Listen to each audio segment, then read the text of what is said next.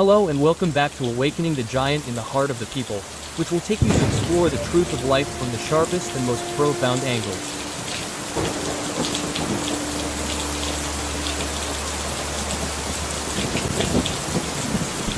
There is a strange and painful phenomenon that I believe many good people have experienced. The more we try to do good, the more we adhere to morality, the more honest and compassionate we become.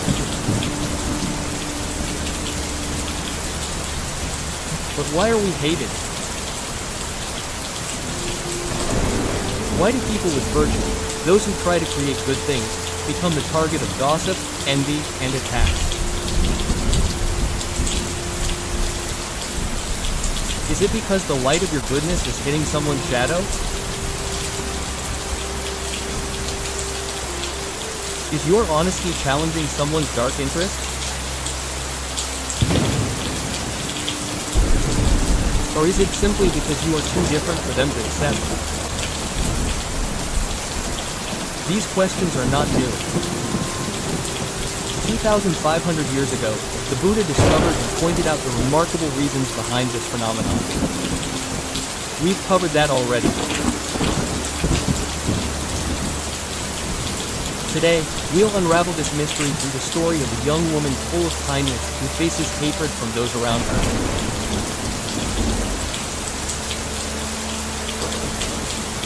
Her journey to understanding will leave you enlightened and stronger than ever. True to her name, Arun means dawn. She's a beacon of light in the marketing department where she works. She's diligent, honest, kind, and always straightforward. While her co-workers might have shortcuts and shady accounting practices, which are commonplace there, Arun never does.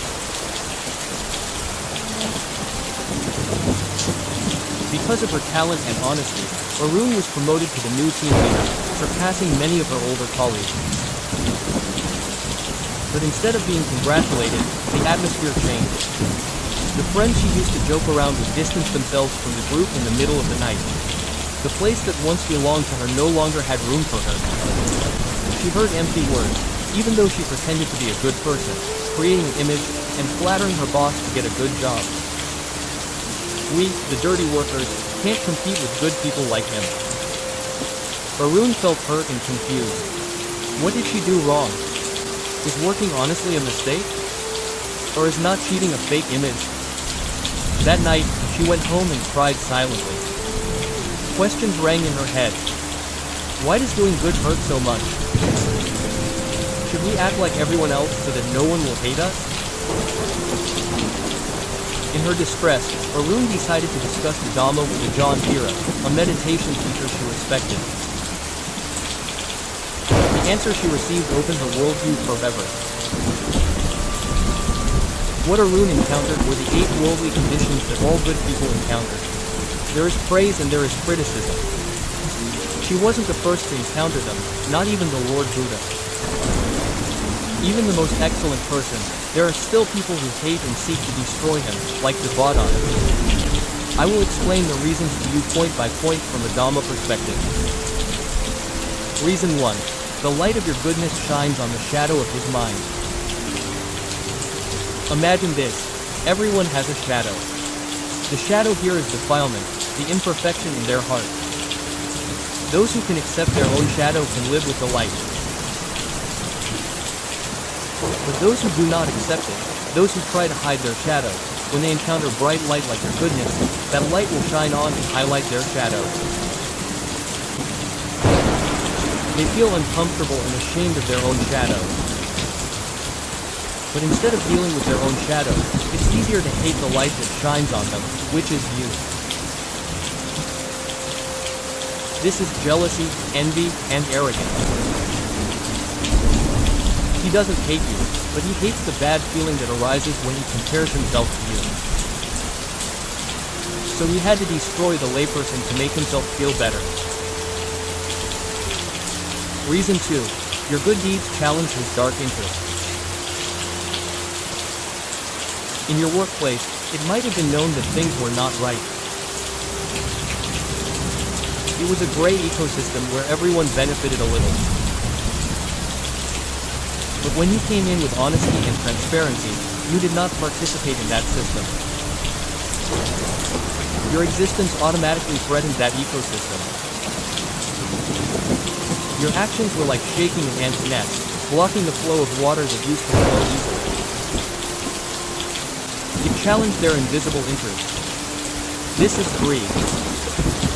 When his greed is blocked, it turns into anger, which is anger, and then targets you, the cause. Reason 3. You are so different that it is difficult for him to accept it. Think of a lotus. There are 4 types of lotus. Most of them are still in the mud or dust. They were all in a group, feeling safe and secure in their common ground. But Arun was a lotus rising above the water. She stood out, beautiful, and completely different from them. When she emerged from the water while they were still in the mud, it created a sense of alienation. They saw her as arrogant and uncool. Attacking her was the group's defense mechanism to confirm that their way of life in the mud was right. This is the power of pride, wrong views, and adherence to the group. So what should I do, teacher? Should I reduce my goodness to fit in?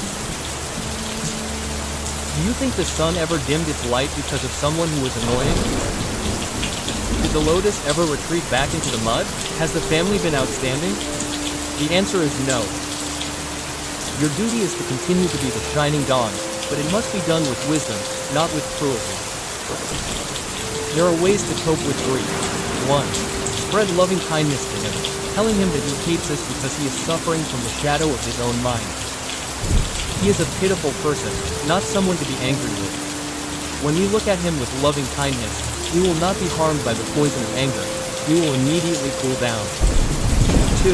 Develop equanimity and indifference to his gossip and actions.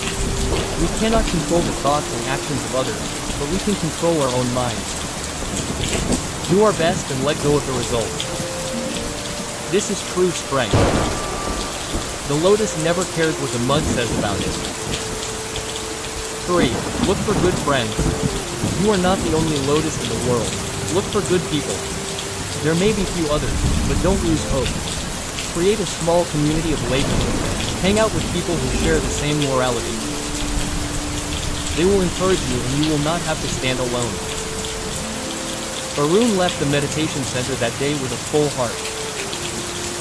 A new heart, not hurt but filled with understanding and compassion. She is still the same Arun, but Arun who shines with wisdom and is no longer shaken by the shadows that pass by. For all listeners who are facing the same situation as Arun, remember that being hated for your goodness does not mean you have done wrong. Rather, it may be a confirmation that you are the real thing, a light, and a lotus about to emerge from the water. Don't let the gossip and the mud diminish your lotus value. Spread loving kindness to them, ignore their words, and look for good friends who will bloom with you.